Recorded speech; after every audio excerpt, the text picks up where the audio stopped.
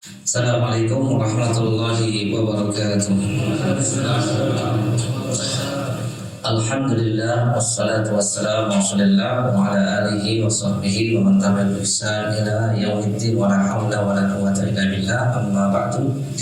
Ikhwatul iman, jamaah yang dimuliakan Allah Subhanahu wa taala, alhamdulillah kita kembali berjumpa bermajlis ilmu untuk melanjutkan pelajaran dari kitab pembahasan Al-Wajiz fi Fiqh Sunnah wal Kitab Al-Aziz karya Syekh Dr. Abdul Azim Badawi hafizahullah ta'ala.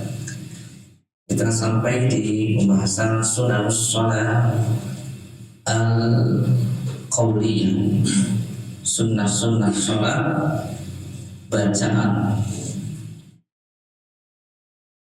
Yang pertama doa iftitah, yang kedua isti'adzah, yang ketiga bacaan amin, yang keempat adalah bacaan surah setelah Al-Fatihah, lalu yang kelima yang akan kita bahas malam hari ini adalah at-tasbihu fil ruku'i was sujud, membaca tasbih di gerakan rukuk dan sujud. Penulis mengatakan qala al-mu'allif hafizahullah ta'ala at-tasbihu fil ruku'i was sujud. Di antara sunnah-sunnah salat yang berupa bacaan adalah membaca tasbih. Tasbih itu mensucikan Allah Subhanahu wa taala dalam rukuk maupun sujud berdasarkan hadis Hudzaifah. Hudzaifah qala, dari Hudzaifah beliau berkata, "Shallaitu ma'an Nabi sallallahu alaihi wasallam fa kana yaqulu fi ruku'ihi." Aku salat bersama Nabi sallallahu alaihi wasallam dan beliau ketika rukuk membaca subhana rabbiyal azim, wa fi sujudihi, dan ketika sujud membaca subhana rabbiyal a'la. Hadis riwayat Imam An-Nasa'i, Imam Abu Dawud, Imam Tirmidzi. Ini yang menjadi dasar atau dalil tentang sunnahnya membaca subhana rabbiyal azimi, subhana rabbiyal a'la. Kemudian berdasarkan hadis Uqbah bin Amir, Uqbah bin Amir mengatakan kana Rasulullah SAW idza raka'a qala subhana rabbiyal azimi wa bihamdihi. Dari Uqbah bin Amir, dia berkata Rasulullah SAW ketika rukuk membaca subhana rabbiyal azimi, ada tambahannya wa bihamdihi salasan, dibaca 3 kali. Wa idza sajada, ketika sujud beliau Nabi membaca subhana rabbiyal a'la wa bihamdihi salasan, 3 kali. Selesai poin untuk at-tasbihu fil ruku' was sujud. Adapun makna daripada bacaan subhana rabbiyal azim, bacaan ruku' atau lengkapnya subhana rabbiyal azimi wa bihamdi. Subhana artinya apa?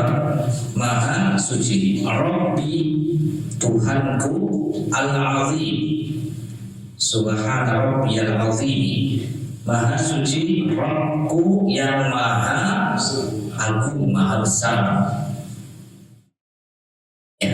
Ini yang dinamakan dengan tasbih. Tasbih bermakna tanzih. Maknanya adalah mensucikan. Mensucikan nama Allah, sifat-sifat Allah Subhanahu wa taala dari hal-hal yang tidak layak melekat pada dirinya.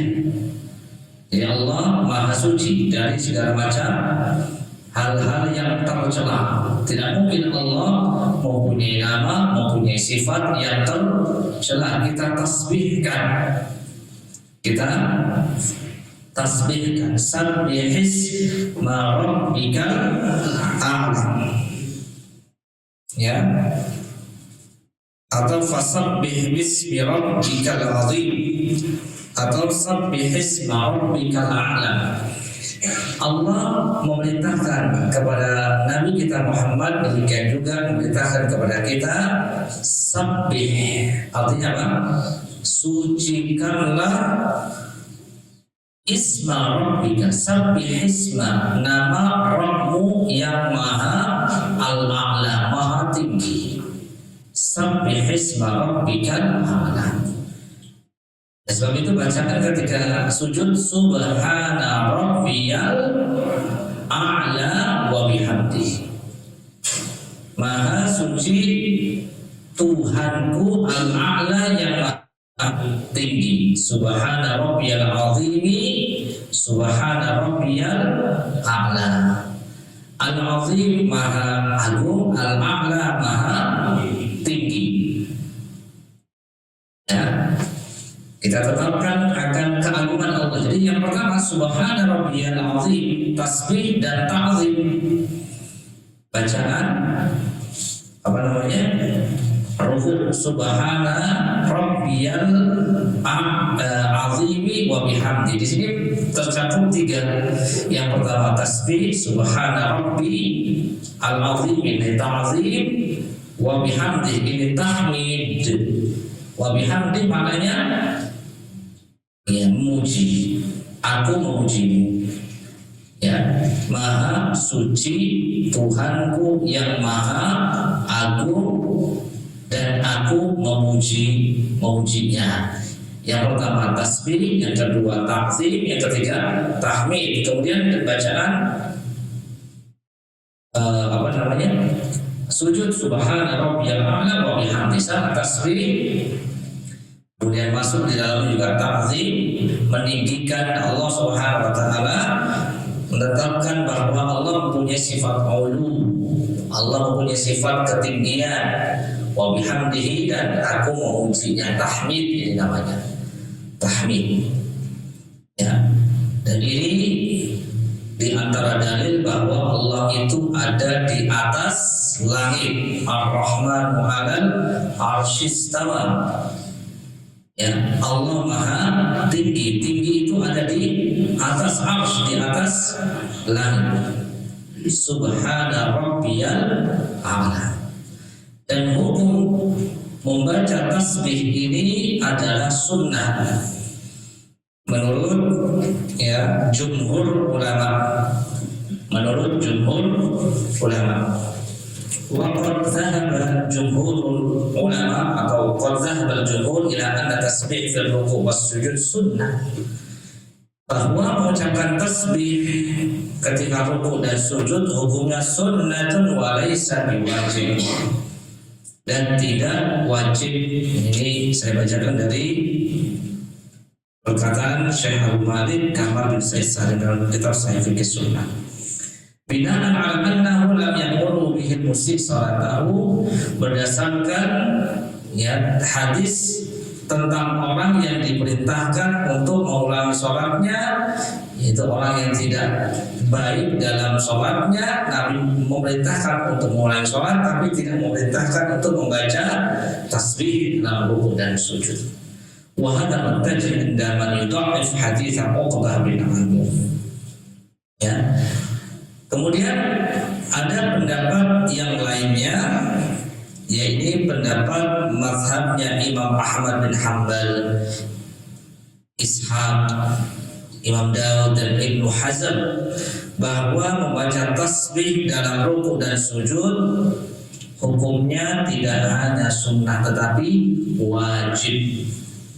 Berdasarkan hadis Uqbah bin Amir, ya, beliau mengatakan ketika turun surat fasabbih bismi rabbikal azim, qala lana Rasulullah sallallahu alaihi wasallam ij'aluha fi ruku'ikum.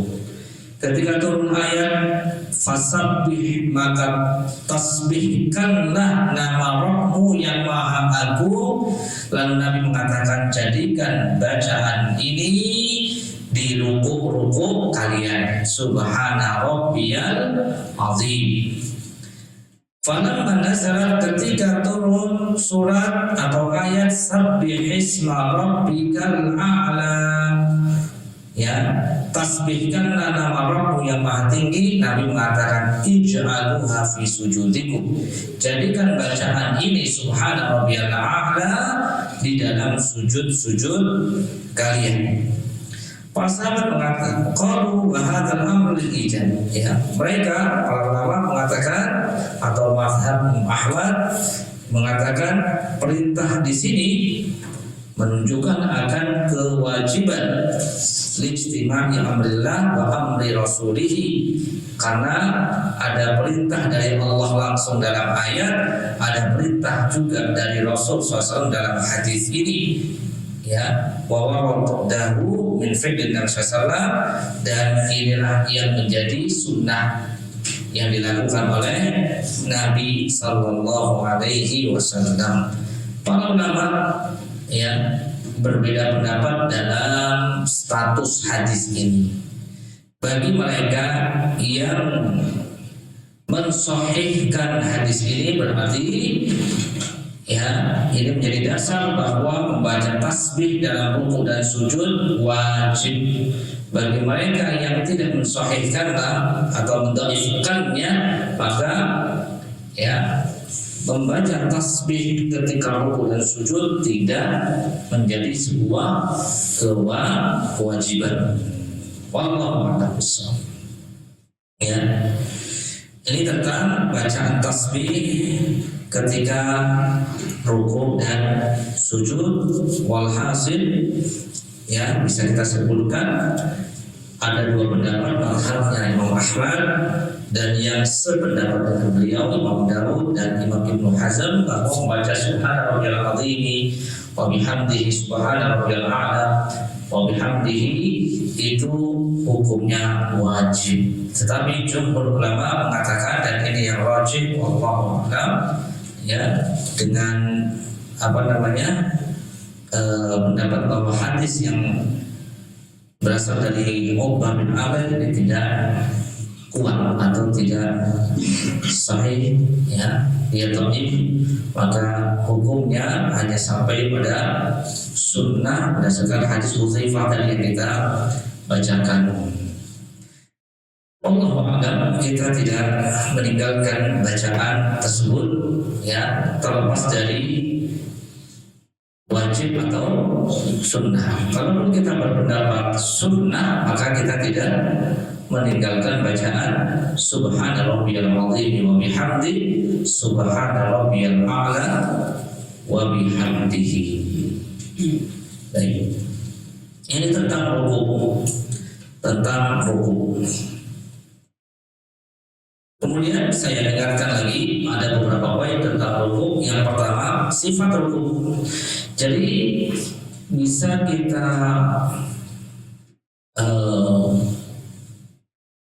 simpulkan atau ingatkan lagi, gerakan rukuk itu sendiri hukumnya apa? Gerakan rukuk dalam sholat hukumnya rukun sholat, gerakannya. Kemudian tumakninahnya dalam rukuk hukumnya rukun sholat. Jadi gerakan rukuk dan tumakninah dalam rukuk hukumnya rukun. Lalu bacaan rukuk, ya, dan sujud, berarti rukuk dan sujud hukumnya rukun sholat, gerakannya. Baik. Kemudian bacaan rukuk dan sujud tadi ulama berbeda pendapat. Ada yang bacaan tasbih, ya, bacaan tasbihnya. Karena bacaan rukuk selain tasbih ada kan? Ada ya, yang kita maksudkan adalah bacaan yang di sana tasbih, ya. Bacaan tasbih, ya. Karena bacaan selain tasbih itu ada selain Subhana rabbiyal azimi, Subhana rabbiyal a'la wa bihamdi. Yang kita maksudkan yang masuk dalam perbedaan pendapat tadi adalah bacaan Subhana rabbiyal azimi wa bihamdi dan Subhana rabbiyal a'la. Itu saja. Hukumnya ada yang mengatakan wajib, pendapat mazhabnya Imam Ahmad, dan ada yang mengatakan sunnah, pendapatnya jumhur ulama. Selain itu bacaan selain Subhana rabbiyal azimi, Subhana rabbiyal a'la hukumnya sunnah. Hukumnya sunnah. Maka kalau bisa jangan ditinggal yang bacaan Subhana rabbiyal azimi wa bihamdi, Subhana rabbiyal a'la wa bihamdi, ini tidak kita tinggalkan, ya. Baik, ada bacaan-bacaan yang lain seperti Allahumma alaika raka'tu wa laka aslamtu wa bika amartu khasha'a laka sam'i wa basari wa mukhi wa 'azami wa 'asbi ya wa 'asabi. Ini adalah bacaan-bacaan selain atau alternatif selain Subhana rabbiyal azim, bacaan di dalam ruku. Ini hukumnya sunnah, ya, hukumnya sunnah. Subhanakallahumma rabbana wa bihamdika Allahumma ighfirli. Ini juga contoh bacaan ruku yang baik. Subuhun quddus rabbul malaikati war ruh. Kemudian bacaan Subhana dzil jabarut wal malakut wal kibriya wal 'azamah. Ini alternatif bacaan selain ya Subhana rabbiyal azim. Demikian juga zikir ketika sujud, bacaan sujud selain Subhana rabbiyal a'la wa bihamdi sama seperti tadi. Subhanakallahumma rabbana wa bihamdika Allahumma ighfirli, subuhun quddus rabbul malaikati war ruh, Subhana dzil jabarut wal malakut wal kibriya wal 'azamah. Tadi sama. Ini bisa dibaca di dalam sujud atau ruku, ya, atau ruku, ya. Baik. Adapun di dalam ya di dalam ruku itu kita tempat untuk mengagungkan Allah Subhanahu wa taala, ya. Adapun sujud tempat kita berdoa berdasarkan hadis Nabi sallallahu alaihi wasallam, ya, wa kana yanha an qira'atil Qur'an fi ruku' was sujud. Karena yakun Nabi mengatakan ala wa inni nuhitu an aqra'al Qur'an. Aku dilarang membaca Al-Qur'an raki'an aw sajidan, ketika ruku' atau sujud. Fa ruku' fa'adhimu fihi rabb. Adapun ketika ruku' maka ta'zimkanlah Rabbmu, yaitu agungkanlah Rabbmu azza wa jalla. Wa ammas sujud fajtahidu fid du'a. Adapun ketika sujud berijtihadlah, bersungguh-sungguhlah dalam berdoa. Fakunna an yustajaba lakum. Maka ini layak untuk doamu diijabah. Ya, hal ini layak untuk doamu diijabah ketika sujud. Ketika sujud. Hadis riwayat Imam Muslim dan Abu Hurairah. Ini hal-hal yang bisa saya sampaikan tentang ruku. Ya, walaupun banyak disebutkan oleh Imam Albani rahimahullah dalam kitab Sifat Salat Nabi, minat takbir ila at-taslim ka'annaka taraha. Jadi ruku, belakang ruku dan tumakninah hukumnya rukun. Rukun sholat. Bacaannya sunnah, atau ada yang mengatakan wajib, tapi yang sahih, yang kuat adalah sunnah bacaannya. Dan disebut dengan tumakninah ketika ruku, maka ya, yang pertama gerakannya benar, gerakan ruku Yang pertama, sifat kedua telapak tangannya adalah diletakkan di lutut, bukan di paha, bukan di betis, apalagi di mata kaki ketika ruku. Maka termasuk kesalahan seseorang ketika ruku menempatkan telapak tangannya ini tidak di lutut. Nabi mengatakan dalam hadis dikatakan wakan sasabia atau kafaihi ala rukbatayhi.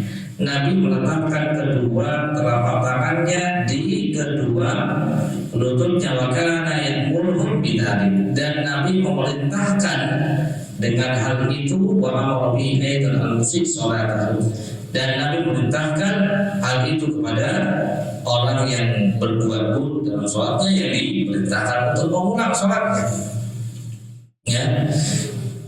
Kemudian setelah meletakkan kedua telapak tangannya di lutut, kana yumakkinu yadayhi min rukbatayhi, menekan lututnya dengan kedua telapak tangannya, yufarrij baina asabihi, dan merenggangkan jari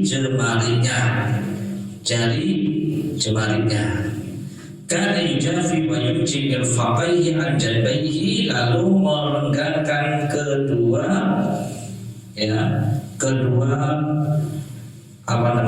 sikunya dari perutnya, lambungnya. Karena itu gerakan rukuk, sifat daripada telapak tangannya adalah di lutut, tidak di selain lutut. Kemudian bagaimana gerakan punggungnya? Disebut dengan tumakninah ketika rukuk, karena idza raka'a basata dhahrahu wa sawwahu. Punggungnya dibentangkan dan diratakan, yang tidak terlalu ke atas, tidak terlalu ke bawah, jadi rata punggungnya ketika rukuk. Ya, sebagaimana dalam hadis terang, hatta law sabba alaihi al-ma lastaqar. Kalaupun kita letakkan air di atas punggungnya, maka ya air itu akan diam, tidak menggenang, tidak mengalir. Ya, ini gerakan rukuk, sehingga rukuk itu disebut dengan tumakninah. Wa kana yatma'in fi ruku'ihi, dan beliau tumakninah, tenang dalam rukuknya. Atimur ruku' was sujud fawallati nafsi biyadihi inni la arakum ba'da dhahri idza ma raka'tum wa idza ma sajadtum. Sempurnakan rukukmu, sempurnakan sujudmu, kata Nabi. Ini perintah dari Nabi SAW. Sungguh aku bisa melihat dari belakang punggungku ketika kalian rukuk atau sujud. Wa rajulan la yatimu ruku'ahu wa yanqul fi sujudi wa yusalli faqala. Nabi pernah melihat seseorang rukuk dan sujud itu terlalu cepat. Nabi mengatakan lau mata hada ala halihi hadhihi mata pada baitillah Muhammad. Ya, Nabi mengatakan tentang orang yang rukuk seperti orang yang mematuk, ya, seperti hewan yang mematuk makanannya.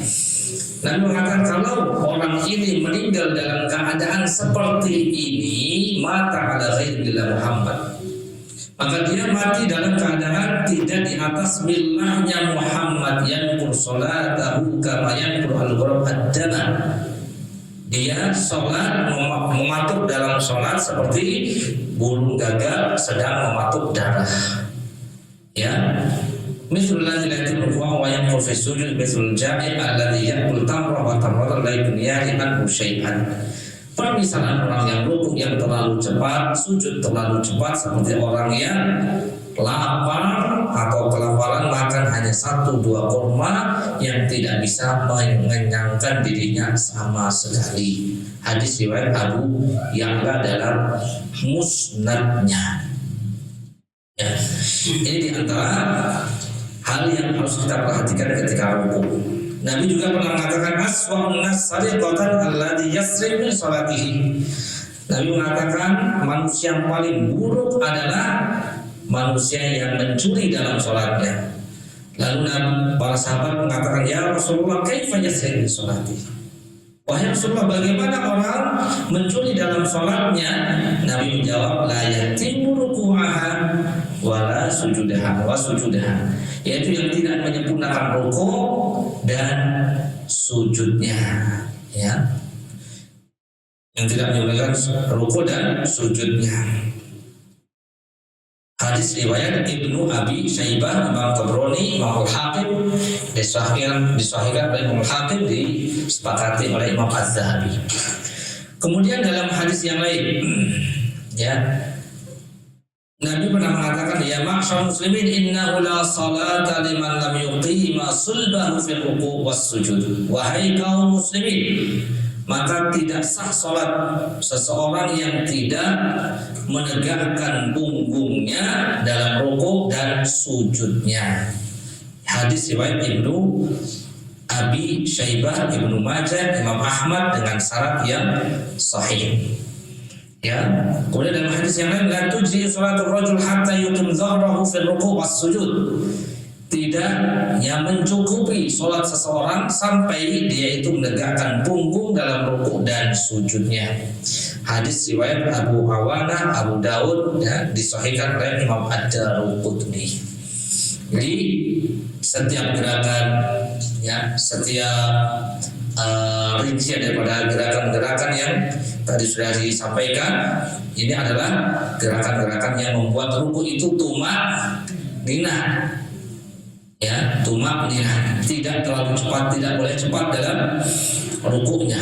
Ya, maka tidak sah rukuk seseorang yang terlalu cepat karena dia telah meninggalkan tumak ninah. Sedangkan tumak ninah itu adalah merupakan rukun dalam sholat. Rukun dalam sholat. Kita baru membahas atau membahas tentang tasbihnya. Tapi kita menekankan kembali tentang yang jauh lebih penting dari itu, yaitu tumakninah. Kemudian memanjangkan rukuk. Memanjangkan rukuk ini sesuaikan dengan panjangnya berdiri ketika seorang sholat. Ya, ketika sholat. Ya, bisa saja seorang itu panjang berdirinya ketika sholat malam misalnya. Maka rukuknya menyesuaikan, tidak perlu cepat-cepat.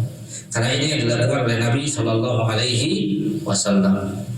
Kemudian dilarang dari membaca Quran di dalam rukuk dan sujud.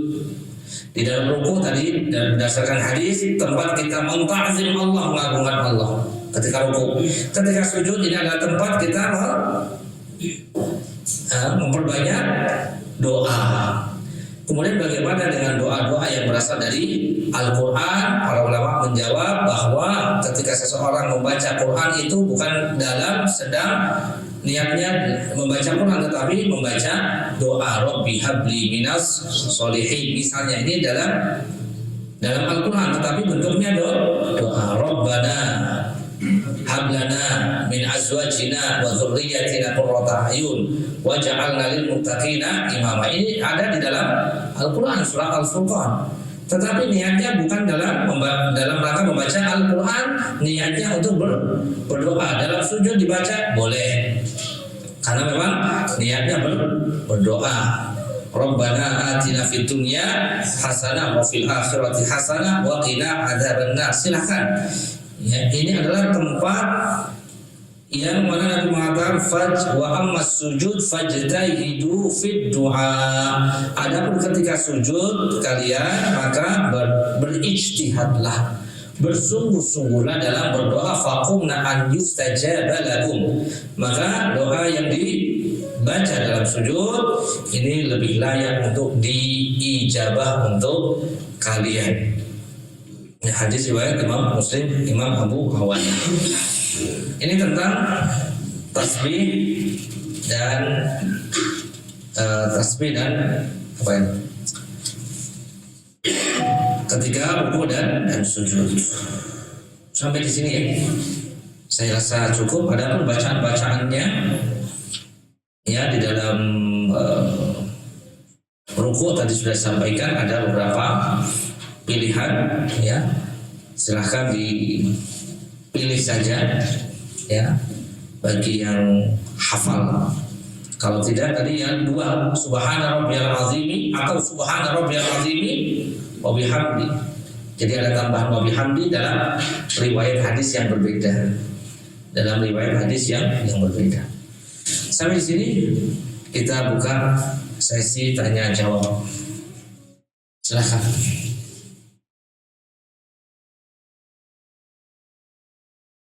Iya, silakan.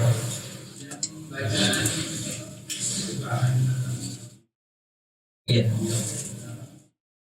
Dengan tambahan lebih handi atau dengan Hadisnya sahih sama sahih, dua-duanya sahih. Jadi kalau mau mencukupkan subhana rabbiyal azimi, subhana rabbiyal azimi, subhana rabbiyal azimi boleh, atau subhana rabbiyal azimi wa bihamdi, subhana rabbiyal azimi wa bihamdi. Kalau yang subhana rabbiyal azimi tadi hadis dari sahabat Hudzaifah. Kalau yang tadi ada tambahan wa bihamdi adalah hadis dari sahabat Uqbah bin Amir. Sama-sama sahih. Ya, barakallahu fiik. Iya, silakan.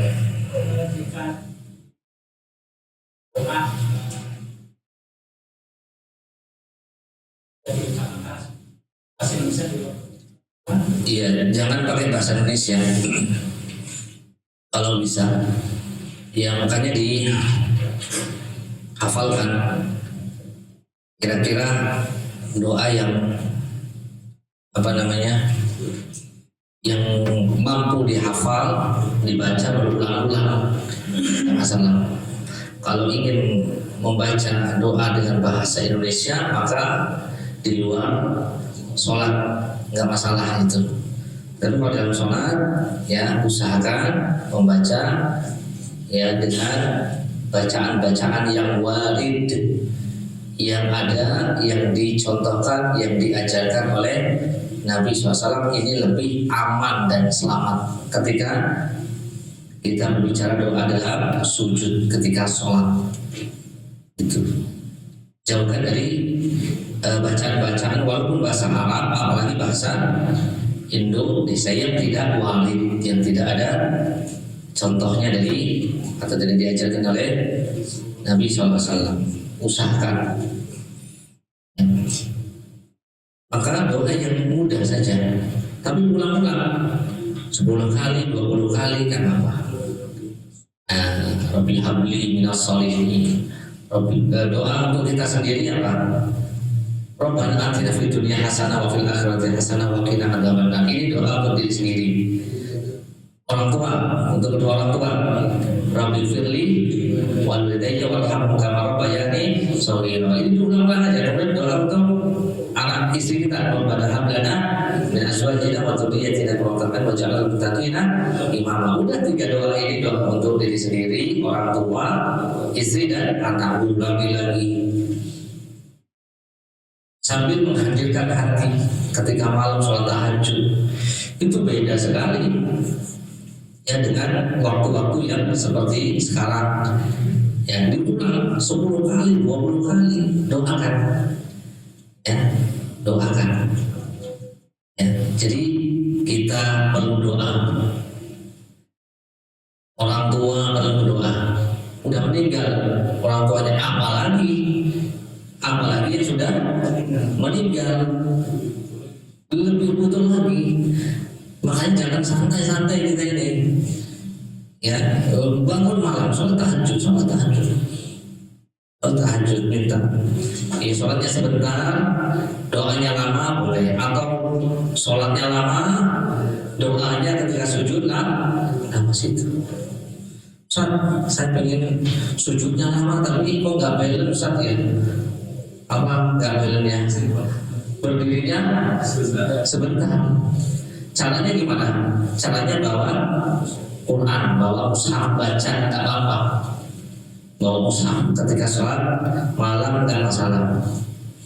Ya, itu. Kalau para sahabat seperti kalau nggak salah Abdullah bin Umar, kalau nggak salah Abdullah bin Umar atau siapa itu? Ya kalau salah Abdullah bin Umar. Beliau diberikan keringanan baca Quran sebulan dalam sholat nih. Ya 20 hari tamatkan Quran dalam 20 hari. Saya bisa mampu lebih dari itu, maksudnya kurang dari itu. Maka baca 10 hari tamat. Saya bisa dan mampu kurang dari 10 hari menamatkan bacaan Quran dalam sholat itu. Kemudian tamatkan dalam waktu 7 hari, 5 hari.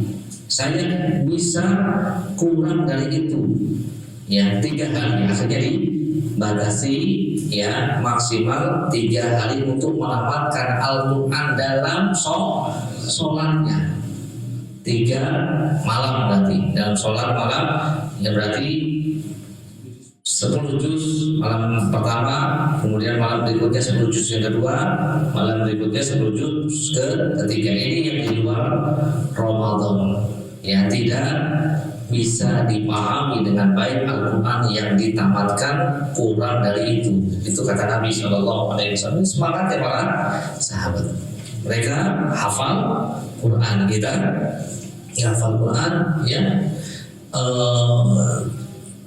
Ada asal terkait dari tabi'in, ada atba'ut tabi'in, mereka membaca dengan mushaf.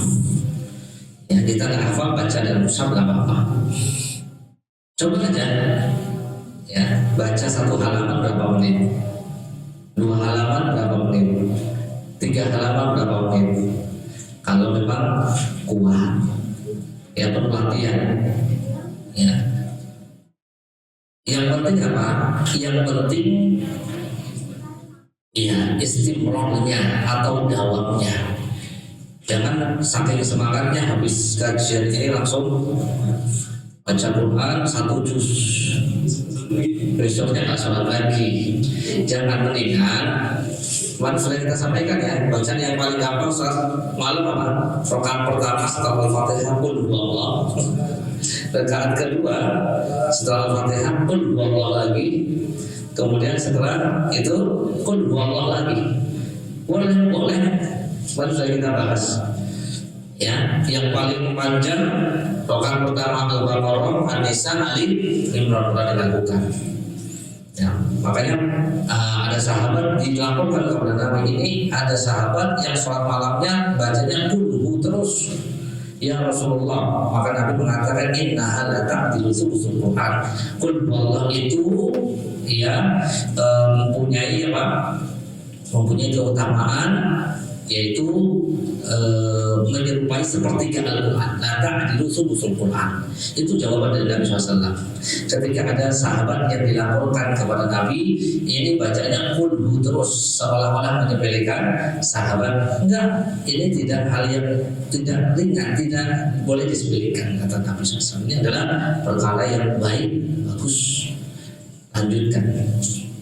Ya, yang penting dawam, yang penting istiqomah, jangan tidak sholat malam. Afdal sholat ibadal maktubah sholatul lail, mengatakan sholat yang paling afdal setelah sholat fardu adalah sholat malam, sholat tahajud. Jadi sholat sunnah yang paling afdal, sebutkan apa sholat sunnah, sebutkan semua. Yang paling afdal adalah sholat tahajud. Banyak sholat sunnah yang ada, tetapi yang paling utama adalah sholat tahajud, karena Nabi Sallallahu Alaihi Wasallam.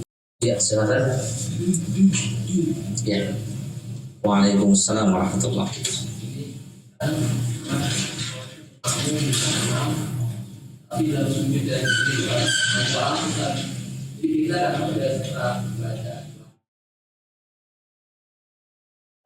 Masih lama. Jadi karena lama lebih kita jadi kalau Iya.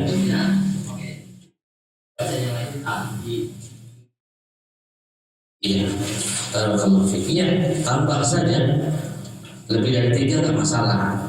Jadi minimal membacaannya adalah 1 kali. Sunnahnya 3 kali.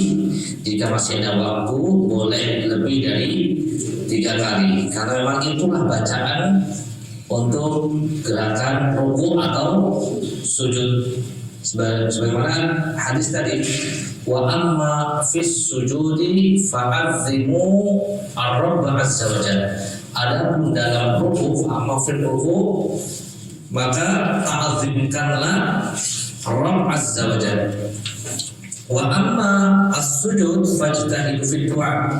Adapun dalam sujud berijtihadlah dalam doa. Keumuman hadis ini. Jadi silahkan baca sebanyak-banyaknya ya subhana rabbiyal azim lebih dari 3 kali tidak masalah. Wallahu a'lam. Itu apalagi sholat malam. Sholat malamnya Nabi, apa bacaan dari ruku ketika sholat malam, ya bacaannya adalah li rabbiyal hamdu, li rabbiyal hamdu. Maaf itu untuk ya bukan ruku, itu untuk i'tidal misalnya. Ya nanti akan kita bahas. Nabi membaca ketika i'tidal li rabbiyal hamdu, li rabbiyal hamdu itu diulang-ulang. Yang paling pendek kan li rabbiyal hamdu, li rabbiyal hamdu. Dan waktu i'tidalnya Nabi itu hampir sama dengan waktu rukunya Nabi. Waktu rukunya Nabi itu hampir sama dengan waktu berdirinya Nabi. Sedangkan Nabi berdiri membaca di rakaat pertama surat Al-Baqarah, An-Nisa, dan Ali Imran. Bayangkan 5 juz. Rukunya dan i'tidalnya hampir sama waktunya. Butuh berapa jam kita membaca Al-Baqarah 1 sampai terakhir? Itu berjam-jam itu 5 juz. 5 juz lebih dikit. Berapa jam kita butuh waktunya? Kalau 3 jam berarti rukunya hampir 3 jam. Taruhlah 3 jam lebih. Kalau i'tidalnya sama seperti itu. Antum bayangin aja dulu. Terus baca apa? Kalau cuma subhanallah al-azim atau rabbana walakal hamdu, dia baca ngantuk nanti. Gak mungkin, gak boleh seseorang ketika sholat itu diem, gak boleh. Harus ada bacaan yang dibaca. Makanya ketika sholat subuh, kalau di luar kan ada kunut, kunut subuh. Bagi kita makmum, kalau imam gak boleh kunut, yang sunnah gak boleh kunut. Tapi makmum gak ada pilihan. Nah, makmum itu jika dia mengikuti pendapat yang mengikuti kunut, berarti dia baca amin. Bagi mereka yang mengikuti pendapat ya tidak amin, tidak boleh diam, harus baca bacaan i'tidal. Ulanglah rabbana walakal hamdu, rabbana walakal hamdu. Karena dia tidak ikut amin. Yang ikut amin nggak perlu baca, langsung baca amin, amin, amin. Ya, ini pendapat para ulama ketika jadi makmum. Ada 2 pendapat. Ada yang mengikuti imam, ada yang tidak mengikuti imam. Artinya dia tidak diam, dia harus membaca bacaan tidak diulang-ulang. Rabbana walakal hamdu atau li rabbiyal hamdu, li rabbiyal hamdu. Ini jawaban ya bahwa bacaan ketika ruku, sujud atau i'tidal itu bisa atau boleh dibaca lebih dari 3 kali berdasarkan hadis tadi. Wa amma fil ruku fa'adzimu fiha ad-du'a, ya, wa amma fa'adzimu fihi rabb azza wa jalla, wa amma sujud fajtahidu fihi ad-du'a. Ruku banyak membaca atau mentazimkan Allah, mengagungkan Allah. Ketika sujud banyak kita berdoa. Baik, siapa? Antum dulu. Alhamdulillah, itu baca sambil menangis yang biasa itu bagus banget. Karena kalau menangis menurut saya mahrajnya harus. Oh iya, iya. Untuk imam ya, ya. Untuk imam usahakan jangan sering-sering nangis. atau berusaha nangis. Itu usahakan. Pertama tadi bisa merusak makhraj, kedua bisa merusak niat. Ya, takutnya di riak di situ. Silakan kalau sholat sendiri nangis boleh, nggak masalah. Kalau nggak sendiri, tapi sebentar-sebentar jadi imam nangis, sebentar nangis sendiri, makmumnya nggak paham nih nangis karena bacaan atau ingat utang, nggak tahu kan? Nggak paham. Apa mesti malahan sama?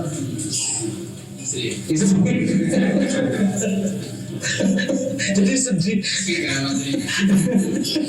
Habis dimarahin istrinya sedih, jadi nangis. Kita nggak tahu kan? Ini menjaga hati, menjaga niat, kemudian menjaga makhraj, bisa merubah makhraj. Makanya kecuali kalau memang yang tidak tertahankan, beda ya. Tidak tertahankan, beda. Karena kadang-kadang imam itu paham, mengerti apa makna dan ya bacaannya itu, ya misalnya tentang kematian, ya kan, dia menangis tentang neraka, tentang siksaan neraka, itu menangis, itu kan nggak masalah, tidak tertahankan. Tapi kalau ya setiap saat jadi imam nangis, nah ini jadi masalah, ini nggak bagus juga. Ya, itu jawabannya. Silakan betul. Itu gerakan tangan ketika tidur Mengangkat tangan setelah sujud, setelah rukuk. Ya, pokoknya gerakan mengangkat tangan semua ya. Itu sudah kita bahas. Mengangkat tangan itu ya menghadap kiblat ininya, kemudian setentang bahu atau setentang telinga menghadap kiblat, gitu kan. Kalau yang begini jelas ini kesalahan, nggak ada sunahnya. Apalagi yang muter, apalagi di atas atau di bawah bahu, nggak ada. Itu juga tidak ada, walaupun ada tapi dhaif itu. Ya, ya. baca ayat yang sama pada saat salat wajib jadi imam surat. Boleh. Kemarin sudah kita bahas tentang bacaan surat ya, azal-zalah misalnya, terus dibaca lagi rakaat pertama azal-zalah, rakaat kedua azal-zalah. Itu ada hadisnya, ada asarnya. Boleh, nggak apa-apa, nggak masalah ya. Gabung boleh dengan ayat yang lain. Contohnya sholat witir, qul huwallahu ahad, qul a'udzu falaq, qul a'udzu binnas, bagi yang sahihkannya boleh. Kemudian Nabi juga menggabungkan antara sholat Baqarah, An-Nisa, Al-Imran, kita jangan panjang-panjang Pak. Ya, Al-Ikhlas sama itu yang pendek-pendek boleh. Itu diantara dalil menggabungkan boleh, mengulangi pada berikutnya boleh. Bacaan sahabat yang selalu membaca Al-Ikhlas setiap rokaatnya dilaporkan kepada Nabi, ini kok baca Al-Ikhlas mulu, gitu kan. Itu juga ditakwil oleh Nabi SAW, nggak masalah, diulang-ulang lagi dalam setiap rokaat. Ya, silakan. Saat sujud baru ada Allahumma Rabbana atina fid dunya hasanah. Boleh bacaan Quran tapi diniatkan doa. Nggak perlu. Kalaupun pakai nggak masalah, dalam badan nggak masalah. Allahumma Rabbana nggak masalah. Ya.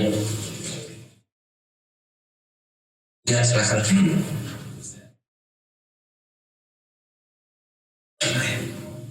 Sunnah, betul. Nggak apa-apa.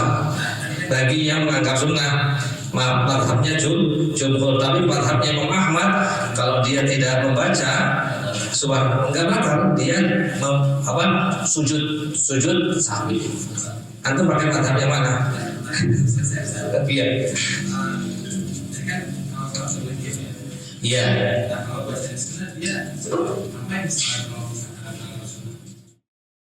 Loh, sesuatu yang sunnah tidak lantas tidak tidak lantas terus ditinggalkan kan?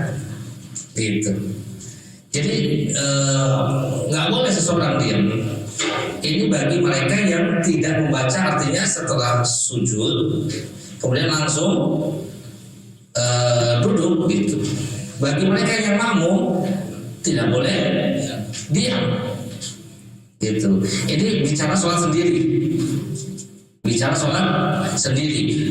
Boleh baginya membaca Subhana Rabbiyal Azim, Subhana Rabbiyal A'la, enggak juga enggak masalah, langsung dari gerakan Allahu Akbar, Sami Allahu liman hamidah, atau sujud Allahu Akbar, sujud, kemudian Allahu Akbar, duduk di antara dua sujud. Kalau sholat sendiri boleh enggak seperti itu? Bagi yang menganggap itu sunnah berarti boleh, enggak masalah. Sedangkan pertanyaan antum tadi, kalau dia sebagai makmum misalnya, kan dia terikat dengan imam, ketika rukuk tidak boleh dia diam, karena dia menunggu iktidalnya imam. Tidak boleh dia diam, dia harus membaca, ya, walaupun sunnah. Ya, walaupun sunnah, dia terikat dengan apa? Terikat dengan imam. Innama ju'ilal imamu liyutamma bihi. Ini terikat dengan ini. Imam itu untuk diikuti. Kita nggak bisa mendahului imam iktidal, padahal imam masih ruku. Ketika imam masih ruku, diam di situ, ya kita harus baca. Bisa dipahami nggak? Dia terikat dengan imam. Kalau sholat sendiri, Ya, kita sujud. ya, tanpa baca, langsung berdiri lagi apa duduk, boleh, nggak apa-apa. Iya. Ada lagi? Barakallahu fiik. Kita cukupkan kajian kita, ya, satu poin nanti kita kembangkan, lalu kita ya diskusikan. Semoga ini menjadi hal yang bermanfaat untuk kita. Kita tutup dengan membaca kafaratul majlis. Subhanakallahumma wa bihamdika, asyhadu an la ilaha illa anta, astaghfiruka wa atubu ilaik. Assalamualaikum warahmatullahi wabarakatuh.